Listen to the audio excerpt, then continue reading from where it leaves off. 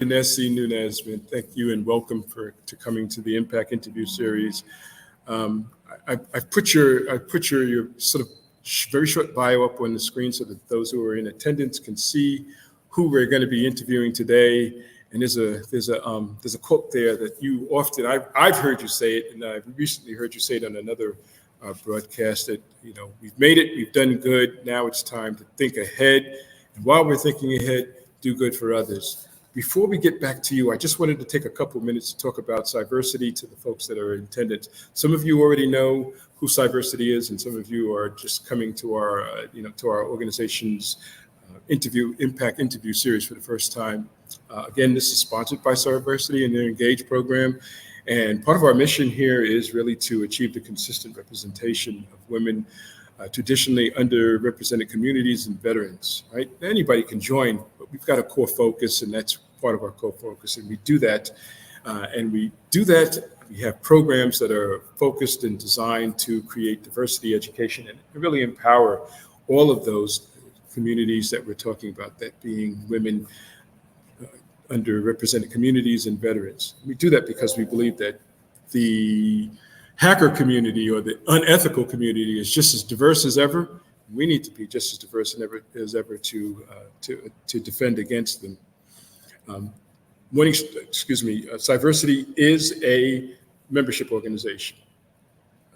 There's a QR code there that you can scan in order to learn more about the membership here at Cyversity. But essentially, for all of the benefits that they offer, and I'll get to that in 2 seconds, the students will pay $20 to be a year-long or annual subscription, and professionals like Yonesy and I pay $100 to take advantage of all of the tools and programs and features that they have. Now, here are some of those features. There's chapters, like the one that I happen to be responsible for in Austin, Texas. There's mentoring. Of course, that's a 16-week program that has some one-on-one engagement and group engagement. There are also scholarships that Cyversity has been giving out since their inception or their formation in 2014. So it's quite a few scholarships. The latest one that I've seen is the United Airlines Scholarship focused around GRC. So it's really it's some foundational education there, some early stage education there, and then it moves on to more detailed education and training. Some other resources are events, on-demand training, and of course the networking, which is huge. Networking is a huge component of developing and going through your career path. So to that end, we have a huge networking approach. These are some of the year-long highlights that we focus on. You can see from February through December, there's a whole list of highlights that we spend a lot of time spending our time just focusing on these because they're a part of our whole diversity approach and package. This month is LGBTQ and Pride Month, and so we've been having some events and focuses that focus on LGBTQ and Pride. And of course, you can see for the rest of the month, September is Hispanic Latino Heritage Month, and October, November, December continue on. Again, this is a 45-minute, there's some ground rules, 45-minute conversation or longer. Sometimes it gets really good and intense and people just continue to ask questions. But of course, we're focused on leadership, diversity, equity, and inclusion. And of course, there's a question and answer period. I don't wait till the end of the period to take questions and answers. I say, if you got a question about anything that we're talking about from the very beginning, you have a question, put that question up and let's get going so we can answer your question. I'm out of there. I think I'm back to us, right? Yeah, it's just the two of us, David. So how are things? How are you? Oh, man, I cannot complain. Let's see. First of all, man, really thank you, man. Really appreciate you coming to our interview series. And the last two interviews that we've had sort of focus around what you're talking about today. The first one is about advocacy and self-agency. Who's advocating for us in the industry? Who is advocating for us in our communities? And what do we need to do that is for agency? How do we grab agency? How do we enable agency, self-agency, because you got to do stuff for yourself? Last week's discussion was on DEI. And now we're at, okay, so you got agency, You understand the landscape around DEI. Now, you might be wanting to talk about some sponsorships. Who's going to help you get there and who's going to help you go through that process? So I'm going to get absolutely. And I would say when you reached out to me asking to join the discussion here as part of the series, I want to bring it back to a few years back when Cyversity, then ICMCP, started these chats with executives and others to bring forth our expertise to our membership and to folks that are thinking about joining Cyversity and the reasoning behind that. There's a really nice quote I enjoy a lot that says that one of life's most taxing question is, what are you doing for others? So it's my pleasure to spend one of my most valuable resources with you today and our membership here at Cyversity to share some anecdotes, some advice, some life stories, and hopefully that helps our membership move forward and continue to do for others, because I think that's part of the journey is what are we doing to help others as we continue in our journey of progression over perfection, and knowing that there's always a path forward, there's always a better way, but you have to have the self-advocacy, as you mentioned. And I think sponsors play a pivotal role in helping not only the next generation, but broadening and keeping paths open so that others can be successful. And perhaps not that we don't want folks to break through, to have hardships, to endeavor, but in a sense that we can broaden perspective. So at a high level, thank you for sharing my bio. I think it's important that people know a little bit about me. So I've been around in this industry for about 25 years in cybersecurity. I was born and raised in the Dominican Republic. I'm a zero generation immigrant. And I can tell you that a lot of the lessons that I learned growing up, not having very much, I can tell you that we've got a lot of opportunity here in the United States to move forward. And I'm always grateful for those opportunities, knowing that there are always others that are rooting behind the scenes for me and for others. And I think the conversation today truly is about those folks that not only help pave the way, but help us see through all the hardships that are along our journey, and how we can do better, how we can do better. And I really appreciate the mission that Cyversity has in contributing to diversity, mentorship, sponsorship, as well as trying to help folks figure it out. There are multiple paths to the peak, as they say, and everyone has their own story. Make sure you own your story, you own your journey, and you should be proud of all your accomplishments. I can tell you that one of the tenets that I live by is to always endeavor to excel. And that doesn't mean that you have to be excellent, but doesn't mean that you have to be perfect. All that means is, are you doing your best each and every day? And some days your best may look amazing. It could be perfect. It could be one of those things that I always say, it's really hard to see excellence and not acknowledge it, whether that's a great concert, someone playing an instrument. It could be a sunset. It could be how someone made you feel, or it could be just a great accomplishment where all outcomes were positive and it was excellent. It's really hard to see that and not acknowledge it. And the challenge is, can you bring your best every day, even when you might not be at your best? And I find that when you are endeavoring to excel, for some people, it's going to be exactly what they need. It's going to be exactly what they're looking for. But if that's your goal each and every day, you'll never be disappointed. I can tell you, in my biggest failures, the one question that I ask of myself each and every time, did I do my best? My greatest successes, I always say, did I do my best as well? So whether good or bad, success or failure, is it my best? And sometimes your best might not be enough, and that's okay, because you know what? God made one day after the other, and tomorrow is always going to be another day for you to do your best. So I'm really keen into that when I speak to my mentees, to my friends, to my colleagues, even to my children, to always endeavor to excel, and you'll never have a bad day because you know you put in your best. So that's one of the kind of the key tenets that I tend to live by, and that I try to engender, whether it's the people I mentor, the people that work for me, the people that I work for. Can I bring my best self each and every day? Someone asked me actually this week, one of my team members, she's very insightful. She asked a question. We have folks visiting from other locations. So we had a get together on Monday, and no one's ever asked me this question. She said, Yonesy, why do you feel that the glass is always three quarters full, like you say? Why are you always so positive? And what I say to her, I told her no one's ever asked me that question, but the answer is an interesting one. One of the reasons why I feel that every day and I'm always positive, it is because of that drive of endeavoring to excel. And as I mentioned, everyone has a different journey. So if you've already been at the lowest, then everything for me is a plus. Everything for me, I call it's the cherry on top. So if everything that I have is already a cherry on top, because I have been through those hardships, I have been through those lows of lows, then the approach is how can I make today better?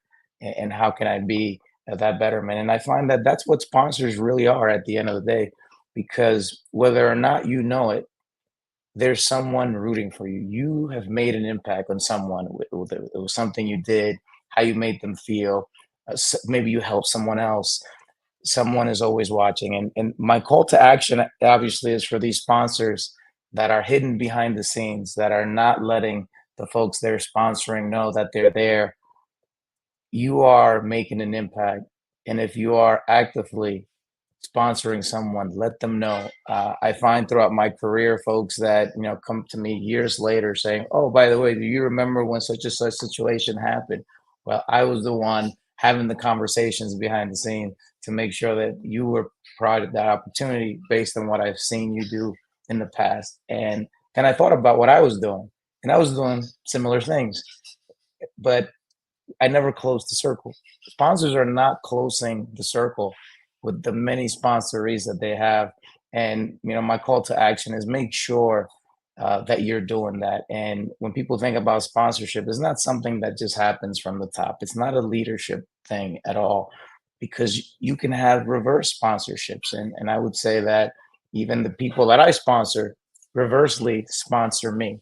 And sometimes you don't know the impact that you're making in the industry, in your organizations, by just being there, by devoting the time, having the conversation, and frankly, having an opinion on how to move forward. So that's also one of the calls to actions that I have.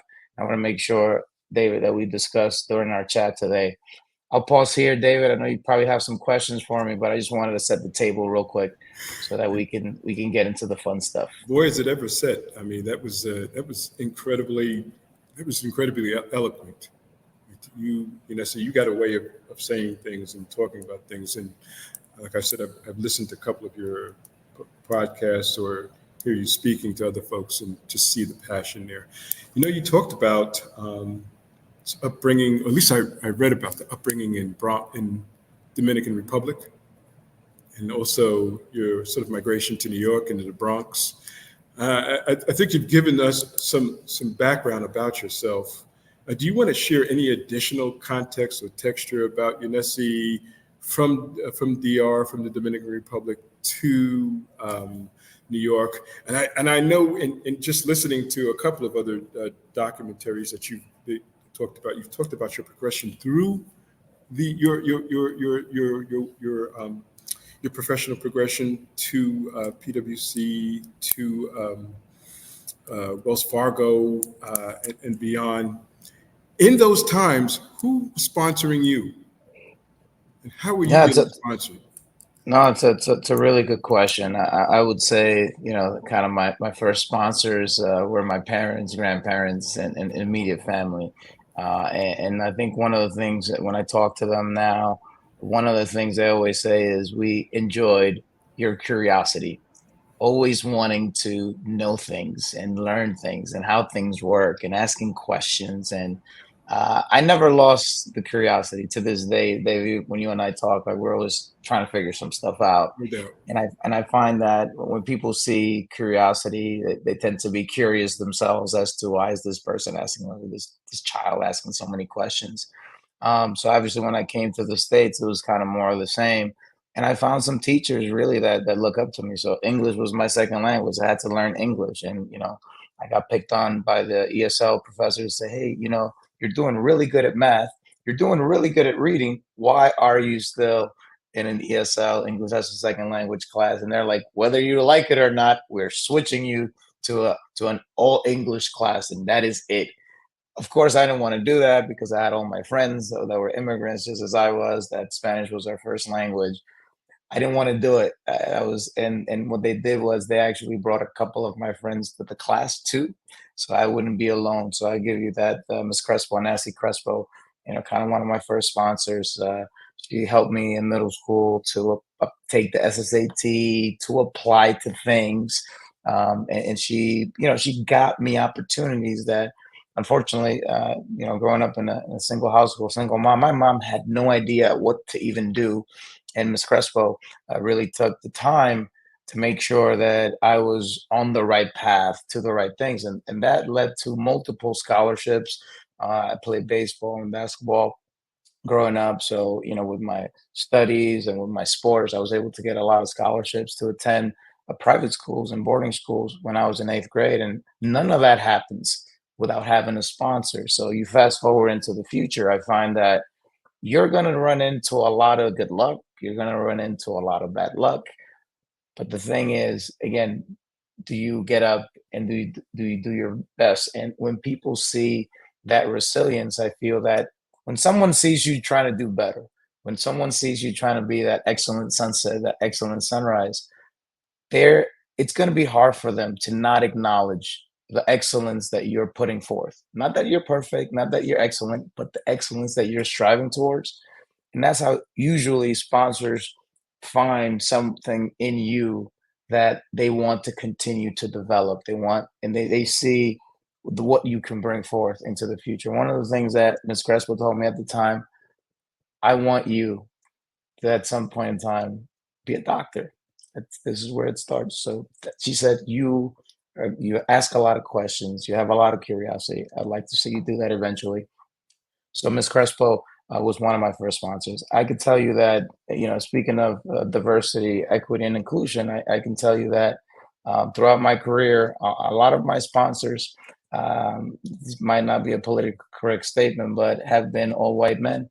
And I know that now it's probably not in vogue to be an all white man, but I can tell you that many of my sponsors and my mentors throughout my career have been folks that, again, have seen what I'm striving to do and have lent me their paths, their advice, their roadmaps to help my career. So I would be remiss without sharing that, because I think it's important for us to know that sponsorship comes in all shapes, sizes, and walks of life, and you just have to be open to those conversations. So I think it's important to not have a narrow-minded view on who can be your sponsor. That's not to say that I haven't had, women sponsors and Latino and Black sponsors. It just means that they come in various different backgrounds. And I think it's important not to, as they say, kick a gift horse in the mouth,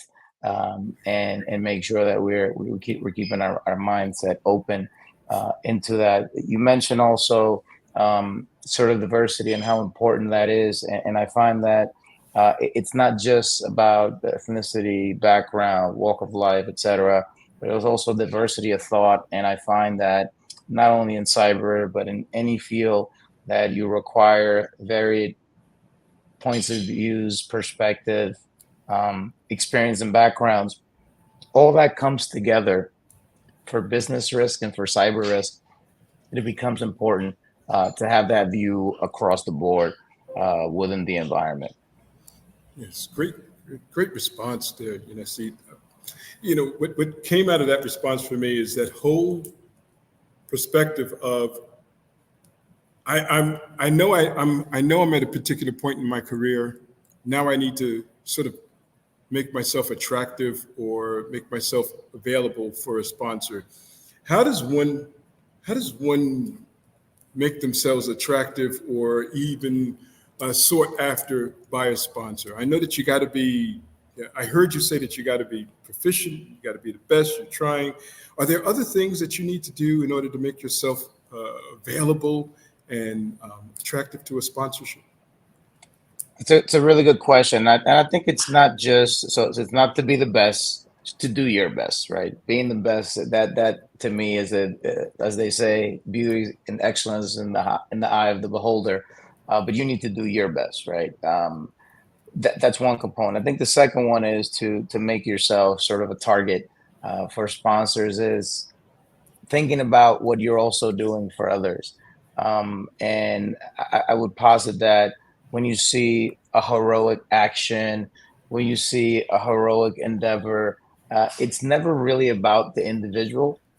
What is it that we do for others? And I think that's extremely important in helping you be very attractive to a sponsor, from what you're bringing to the field, what you're bringing to the industry, what you might be bringing to your community. And again, I mentioned sponsor is not something that happens from the top. If you create a space in an environment, let's say in your community, you're the go-to coach, you're the go-to lawnmower, you're the go-to assembly person. You see what, like, you're building community. You've got this reverse sponsorship where folks really are helping you and your brand and what you're all about. And what all those acts of heroism, of activism, what they all have in common is you're doing something that's larger, bigger than the individual. And sometimes I can tell you, when you give of yourself, you get back in return, depending on how many lives you impact. It's that x-fold. If it's 100 people, it's 100-fold. If it's 1,000 people, it's 1,000-fold. So I think that's the power, where it becomes, it's not just that you find a sponsor. What are you doing then to create that reverse sponsorship? And I became aware of that when I started getting feedback from folks that I had no idea that they knew who I was, but were counting on me to deliver messages, to be what I call a pillar carrier, a culture carrier within the industry, within organizations, etc. And I find that extremely important. And I find that it's something that, if you feel that you're successful, surround that success is what you're doing for others. For us, obviously, we spent a lot of time with Cyversity, both you and I. Remember the first time we had this conversation. That's how I know I'm coming up a little bit. Is last time we had this conversation was on a Saturday at 11, and now I've got prime time view on a Wednesday. So two things are happening. That tells me Cyversity's audience is growing, and that you're doing a great job, David. So I just want to give you and Cyversity a shout out for that. And I hope that the folks tuning in have a lot of good questions for us. So Yeah, please, I'll pause here. and you guys don't hesitate to ask Yonesy a question about sponsorship. It's a real relevant It's a real relevant tool. Something that we said earlier. Now is the time for us to create a community of individuals who can actually help us navigate, and that's one of the core vision statements for Cyversity, is to be relational at all levels, whether it's entrepreneurialism, whether it's business development, whether it's education, whether it's coding. All of these things are relevant in cybersecurity industry. And so I say all of that to say this whole ecosystem is built around having engagements at all levels, so that folks can get a sponsor that could be a CEO or a salesman. Right. So the next question I'd have for you is, there are some characteristics of a sponsor, right? There are some characteristics. I mean, one of the things that you mentioned is that these folks are giving. Can you dig more into what a sponsor does and what they look like? That's sort of the compound question there. Yeah, no, that's good. I like compound questions. So I'll start with the kind of the first part, which is, define sponsorship, mentorship, and the differences. And so I'll start with mentorship, because I think oftentimes we confuse sponsorship for mentorship. And a mentor is someone that can offer advice, guidance, help you personally develop and support you professionally, etc. But I find that anybody can be a mentor. Anyone that's willing to listen can mentor. The difference between a sponsor is that a sponsor really truly is actively making sure that they're advocating for you, they're promoting your brand, the opportunities, they're opening opportunities, opening doors for you, influencing others in ways that can advance your career. And sometimes, you can oscillate between mentorship and sponsorship. They're not mutually exclusive, but I think we have to be very clear on what a sponsor is doing and what they need to do. So the second part of your question is, I find that sponsors need to raise their hands. It's really important for them to be visible, letting know the people that they're sponsoring that they exist. I think silent sponsors, that's the type of sponsors. I think there are more silent sponsors than outspoken sponsors, and I think it's important that they know that you're being less effective. If I would have known about all my silent sponsors at a time, I probably would have taken more risks in my life and in my career, knowing that I've got these folks in my corner. So again, the call to action for silent sponsors: make sure that you are raising your hands and that you can let your sponsorees know that you're there for them, that you're in their corner, encouraging folks, giving them credit. I find that sometimes those congratulatory, great job adages and pep talks, we don't have enough of those. And I think it's important to let people know when they're doing a good job, when they're doing a great job, and when it's excellence that they have to acknowledge. It's important for people to know that. Again, sometimes that little phrase, that one phrase, great job, you're showing up good, you're doing well, might be all that person needed that day. And I can tell you, I've received emails from unexpected folks out of the blue, just thanking me for, I saw you at X thing. It was glad that you were there. When you said this, it made me feel that way. Right. And I had no idea that this person was listening and that I made their day, directly telling folks, hey, at the end, in between, milestones to reach, that was great. Presentation, you hit all the points. I understood exactly what you said. Making sure you're providing those encouragements along the way is important. Again, if you see something that's good, that's great, that's excellent, let the people know. Let them know they did something great. And oftentimes we tend to confuse being fair with being nice. And I think it's important to do both, right? If you want to help as well, when folks are not delivering to the level that you think that they can, provide advice on how to get better in a way that's constructive so that they can move forward. And I find that those are some of the things, the key aspects that a sponsor has a responsibility for others and to help advance not only our industry but in our profession, but humanity as a whole. I think we all owe it to ourselves to seek for a better future. And if you're not active, then you're not helping. It's interesting that you just brought up a great point about critical advice or critical critique.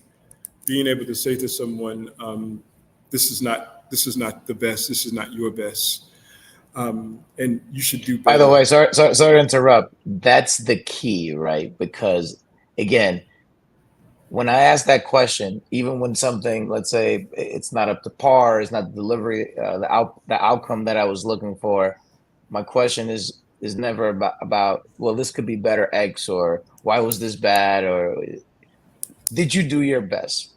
And 99% of the time, the response I get, no, I didn't. And this is why I didn't do my best. So then the conversation turns to, what can we do? What can you do? What can we work on? So the next time this comes around, you're better prepared, and walk your way backwards, right? What does a positive, excellent outcome look like? How do we work backwards to get that positive, excellent outcome? How do sponsors prepare themselves to be that sort of critical advice or counselor or concierge, if you will, to help a person? I mean, what is a sponsor got to do to be their best, to be able to help someone get to that next level of specificity or greatness, if you will? Yeah, no, I think it's a combination of understanding your sponsoree, the person that you're sponsoring is one. Number two is sharing success stories, sharing stories of failure, which are I think more important than success stories, right? In the end, if it's a happy end, then it's great. But what about if it's an ambiguous ending? It could be a little different, and I find that folks learn more from failures than they do from success. So make sure that you're mixing those up together. But it's not just the failures, because if you learn, then you don't fail. So it's a failure that you broke through, that you overcame. Those to me are more important than just straight up success stories. Because I can tell you, success stories are just the last story, sometimes along a chain of things that didn't work. Just ask, Edison how many times it took him until he got the light bulb to work. That's how I kind of see it, right? Uh, success is just what the positive outcome was. The failures are where you actually learn how to get to the success. So I find that being able to share those becomes extremely important. Sure. And this is not a one-way street, is it? When you were talking about a sponsorship, it's not just always the sponsor giving to the sponsoree or what have you. This is a two-way street, if you will. 100%, and I think it becomes part of of a community, kind of like the work that we do. It's not just a one-on-one thing, and it's part of making sure that we're looking broader than just the individual. And I think part of kind of that track record really is around, um, are you being authentic? Are you bringing your Hmm. authentic self each and every day? Most folks will tell you that I wear a lot of colorful shirts, and that's what I like. So there you go. So being authentic, I think, is important, and making sure that that you're bringing that influence across, and really focusing on what it means to the person in their development. Everyone's on a different part of their journey. Everyone's on a different path. But I think it's important to bring forth a lot of enthusiasm, a lot of engagement, and really focus on the what's next, also on the so what, and frankly, are you engendering that curiosity mindset, which I find to be kind of the one that really breaks through. Because if you're not curious, then how are you going to learn about the person you're trying to sponsor, what motivates them? And as I mentioned, everyone's in a different stage on their journey, and being on a different stage on your journey, I find that if folks are having hardships or are going through some stuff, it makes it difficult to give of themselves. So I think that's important, to have a balance and try to strive for balance. And everybody says, "Oh, balance is, I've got a perfect balance." There's no such thing, but you just have to understand what that means for you. So balance to one person might be imbalanced to another. So find your balance in whatever shape or form that may be. Absolutely. Now, you've been a sponsor for a while. You've been a mentor and a sponsor, and in some cases, you've mentored folks inadvertently, that they didn't know they were being mentored, or they didn't know they were being sponsored. What what are the benefits of being a sponsor? What do you get out of it as an individual? What do you get out of being a leadership and a sponsor? Yeah, no, I think that's a really good question. I think for me personally, is just the gratification that I've helped someone move forward, break through, and what makes me even happier is when I see those same people paying it forward. Hmm. That to me really is the ultimate sponsorship reward, mentorship reward, is when the folks you mentor, the folks you sponsor, do that en masse, and they do it for the next generation. I think to me there's nothing more gratifying than that. When you see, I'm gonna call him out. One of my mentees, Darwin Salazar. I believe he's part of your chapter as well. I was just caught up with him last week. It's seeing the torch being passed on and carried in ways that I can tell you at times, in a more grander way than even I could. Yeah. And nothing makes me happier than and to know that we are helping the next generation and they're as engaged as ever. So we have a responsibility. And, I met with another, you know, minority CISO last week. We had this conversation that not only is our job harder, but also we have folks that are looking up, and it's important to share our stories.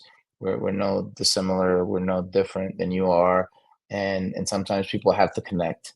And I find that's also one of the components. I learned that in order to help, sometimes you yourself have to be vulnerable, and sometimes that's what really makes the connection. You bring the human out of you by connecting on a human level, not an accomplishment level, not what titles are and professional accolades. I think a lot of the breakthroughs that I've had myself and the folks that I mentor and sponsor is really when we connect at that personal level. And again, I've got kind of three key tenets, right?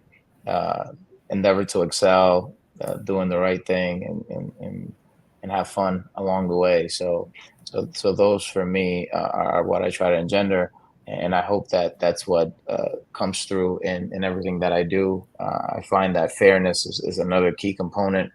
A lot of people are, Yonesy, you're so nice. I guess I'm a nice guy, but I like to be fair, and I think fairness is something that I really strive for, because it really helps the individual. It really helps the industry. It helps the organizations we all work for, and moving forward. If you're being fair about the situations that you deal with, and I find again the glass is three quarters full. My view is that everyone's trying to do the best. They're trying to do the right thing. Sometimes how we align what good looks like, and being fair about what bad also looks like. So fairness it's difficult, but it's something that I strive for. As you go through this conversation, there are times when you're talking about strictly business, and there are other times when you're talking about the connections between two humans. In this whole mentorship approach, what seems to be the more critical or more required necessity?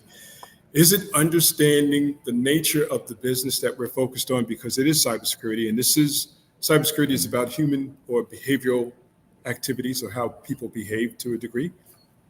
And then you're talking about focusing on and counseling and critiquing another human being. I mean, where do you draw the line from business to personal? What's that whole dynamic like for you, Yonesy? I know that's not one of the questions that we got listed. I know Oh, that. it's fine. It's fine. It's a good one, right? Nonetheless, these conversations are organic, so they develop in and of themselves. So I would say that it is a balance between the two, because they interact with each other. My belief is that a happy human endeavors to excel and leads to positive outcomes. So how do you get the happy?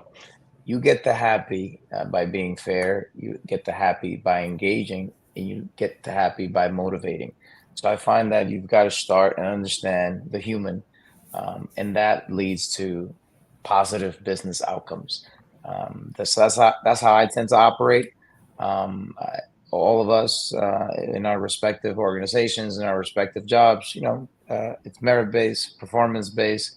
But what I try to engender and build out cultures that are where the human comes first, and that leads to kind of positive outcomes. If you're fair, people know what fairness looks like. People understand at a very innate level what excellence is, and if that's what we're building, if that's what we're creating, then I'm not concerned about being able to achieve the milestone. I'm not concerned about finding out the answer to a problem. I'm not concerned about delivering, because the people know what we have.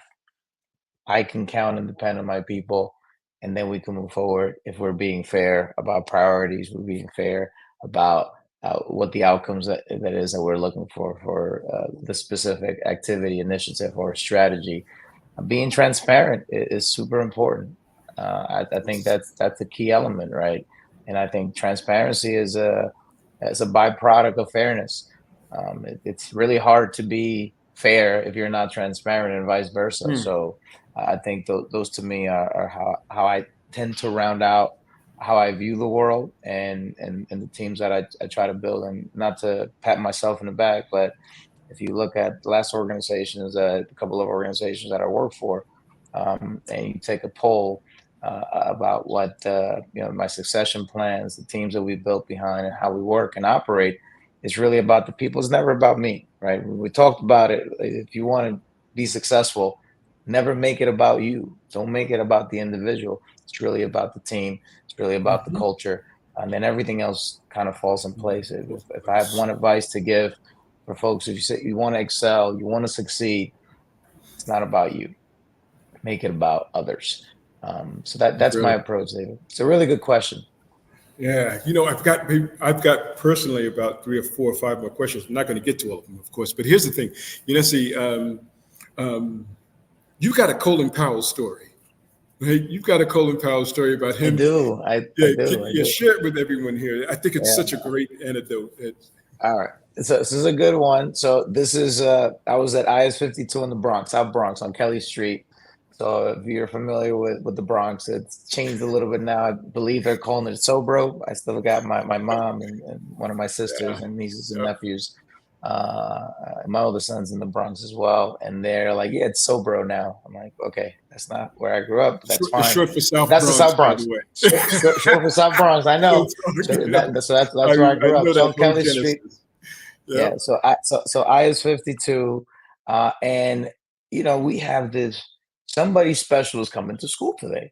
Like, what do you mean? It's like Lucas, which is one of my classmates in this class that I just got transferred to. Wasn't one of the ones that came with me, but it was one of my classmates. Lucas Orocho drew a painting of Colin Powell, right? And he came to visit us because he was in town. He came to visit our school, and I was in awe because Lucas was in our class. He actually not only got to come to the school, he came to our class to receive his painting. And he told us, he said, "Hey, you go to my school. This is my school first. But I got to tell you something. You can be anything you want to be." So you hear from Colin Powell when you're in the seventh grade that you can be anything you want to be. And that was his school, that I was going, we were all going to his school. And so when he graduated and we were scheduled to graduate from that middle school or intermediate school, things got better and there were more opportunities. You could be more than I am. You can do whatever you want. It was one of the most inspiring moments of my life. And, subsequently I met him, I had him sign a couple of my books. And I asked him if he remembered. He didn't remember me, but he remembered. He's like, "I still got Lucas's painting in my house." So it was, and he mentioned that it was one of the most That's touching moments in wonderful. his life because he's got this painting from the seventh grader at IS 52, Luisa de Sus Cruz in the South Bronx. And you still remember Lewis from your class. Look at you, buddy. That's I awesome. remember Lucas. Yeah, Lucas Orocho. I'm not gonna. I That's don't forget awesome. names. That's awesome. I know if you guys in the audience have a question, please don't hesitate to answer it because we're nearing our time, the conclusion of our time. Typically, in Spokesman's Club or Toastmasters, they always tell us when you're giving someone some advice, give them 3 points.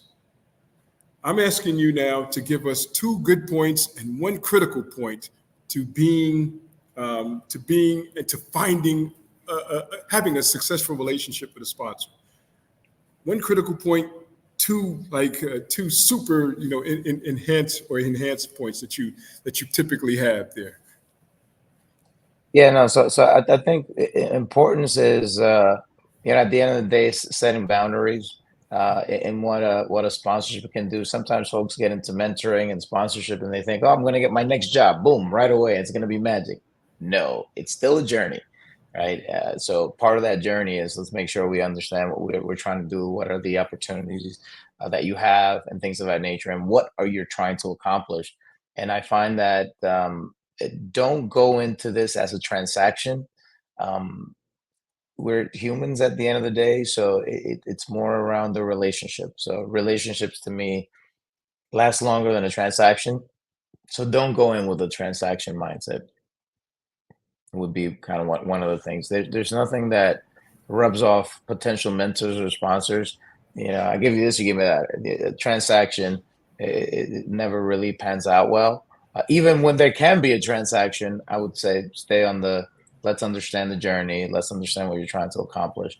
And I think that usually turns out better. And some of my sponsorees and mentees have done amazing things, whether they became VPs, heads of sales, I've got some CISO stories along the way as well. Nice. I think it's all part of the conversation, but the self-drive, that endeavor to excel, that is the key, because everything emanates from that. And I find that finding your reason, whatever that is extremely important. Most folks, I mean, I'm still learning myself, so it's finding out what that is, and being on the path. I call it, if any fans of The Witcher here, you're on the path, right? And you're on the path to get better. You're on the path to progress. Yeah, finding your why. Simon Sinek. That Julian always tells me about. Well, I already bought the book. So Julian always says, "Dave, read that book, Simon Sinek. You're finding your why." And I think that's a good point. Hey, listen, Yonesy, man, this is, as always, this has been great. The last time I saw you, we were walking the streets of San Francisco. Right? Walking the streets of San Francisco during RSA. I said, "Hey, Yonesy, don't forget, we got a date." We have a date, and I told this on the calendar, and it's right back in the middle of the day, and I couldn't wait to be here with you and the rest of the crew. So, are there any questions that we have that we want to make sure we answer? I just don't want to. I was going through that, looking at most of the folks are just giving accolades, but thank you for the words of advice. This is from Dio. Dio is in Uganda, so it's like 11 o'clock or 12 o'clock there. Thank you, Dio, for joining us. It's kind of late. No doubt, no doubt. You see, so this is a question from a user. It says, "What is a lesson you've learned from one of the most challenging moments in your business?" I think one of the most important lessons for me is knowing that you're not going to make everyone happy. You're not, right? So no matter how hard you endeavor to excel, there are going to be some people that are not going to get behind your story, your path, your journey for whatever reason. Your job when that happens is to remain positive. And people say kill them with kindness. Don't change who you are because of a bad situation. Don't change who you are because you might have failed and you didn't deliver positively because not everyone's on board. Stay the course and continue to strive for excellence at each and every interaction. So it's easy to say those words. It's hard when it's happening. But again, did you do your best? Right? We get back to that question. And if the answer is yes, you keep it moving and you keep moving forward. And that to me is there's a Japanese saying, Nana korobi ya obi. Fall down 7, get up 8. So love it. As long as love it. As long as there's breath, you continue to get up. I love it. And that's the key. I love it. So Dr. Samuel has asked a question. Is it a good idea to request someone to be your sponsor? If yes, what are some ways to go about it? Yeah, it's a really good question. I think that sponsors should be self-initiated in the sense that your job mainly is to stand out. And that's how you want to strive for sponsorship. If you have to ask, then it's not there. It's almost like the spark needs to be there. And that spark comes from the work that you're doing. So, as David was mentioning earlier, is like, how can you make yourself attractive? And the answer is start doing things, start raising your hand on challenging topics, volunteer, do for others, and a sponsor will find you. Trust me, a sponsor will find you. Yeah, there was a CISO here in Austin. She said, "I raised my hand for every problem. Every problem that came up, I raised my hand." And that was one of the things that made her an outstanding CISO. We've got another question. Oh, that's not a question. It's a statement from Tracy McDaniels. "I love gaining better insights into the differences between sponsorship and mentorship. Thanks very much." Yonesy, when you go down this list of people that have made statements here, it's very complimentary to our conversation here. I think that that is part of what this Cyversity Engage Impact interview series is about. It's about bringing people to this particular medium, this venue, that help educate and inform our membership and in the general public, period. Because there's only, 4 or 5% of us nationally or even globally that are in cybersecurity, right? The rest of everybody else is not in cybersecurity, so they don't necessarily understand it. So it's a good point, right? So if I can kind of shift gears a little bit, I think it's truly important to be able to share kind of our stories. Growing up as an immigrant in the inner city, people ask me all the time, "Hey, how do you sleep at night?" And I say, I sleep like a baby. I wake up every 2 hours crying. That's what cybersecurity is, and I find that our environment actually has prepared us to do this job, to be excellent risk managers, to be great at trying to understand how the attackers are trying to circumvent our controls. I think that's an inner city superpower that we have, and we are not leveraging. So when I talk to my inner city CISOs, immigrant CISOs that I speak to all the time, they're like, "You're right. That is a superpower because we have to figure out, where do I take the train? Where do I take the bus? Too much information. There are 2 boys, 2 girls. I'm the oldest, and it took two buses and a train to get to middle school, and I had to tow in line a little brother and 2 sisters. I was 11 years old, 12 years old, doing that in the South Bronx. Late 80s, early 90s. So that in and of itself, that journey, there are a lot of risks associated with that journey. And I find that translates into the work we do every day in cyberspace and beyond, not only in relationship management and understanding threats, understanding risk, which path to take. So if for any of you that are in inner cities today, you are prepared. Your environment has prepared you to be an excellent and informed risk executive. Talking on mute. I just asked Caroline to post something in the chat that was from John Hope Bryant. He happens to be the CEO of Operation Hope. His mantra is that most of us that come from inner city, like you come from the Bronx, I'm from Brownsville, Brooklyn. One of my boys, AP Permenter, is from Pittsburgh. They're all very tough environments. But what he said, when he looks at and he's a financial capitalist, but he looks at individuals that are from these communities, saying these are survivors and they are the best people that you can bring into cybersecurity simply because they've survived and they know how to survive. I found this to be an incredibly great conversation. If you had one tip just to give everybody out of the millions of tips that you've already thrown out here, right? The one parting gift that you can give us to help us on our sponsorship journey, our individual sponsorship journeys, what would that one statement be? I think before I answer that question, there was I'm looking at a question from my mentee Darwin, so I have to answer it real quick. What's my favorite book and podcast? Absolutely. Favorite podcast: Down the Security Rabbit Hole, Rafael Los, The White Rabbit. Favorite book: it's an oldie but goodie. Dale Carnegie, How to Win Friends and Influence People. And maybe the title, like if you look at the title, it might be, ooh, I don't want to do that.